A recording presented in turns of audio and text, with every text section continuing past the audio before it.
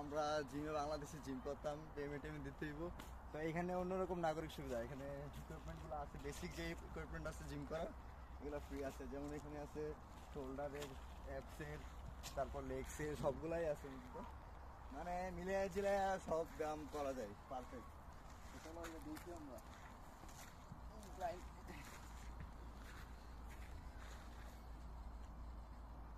Wait নাই, wait দিতে হইব। এটার ওয়েট দেওয়া যাক, ওয়েটটা আবার এখানে ওয়েটটাও সুন্দর করে দেওয়া আছে। কত আছে এখানে?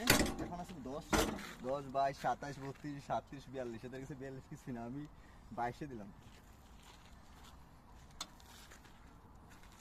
এখন দেখি কিরকম ওয়েট হয়।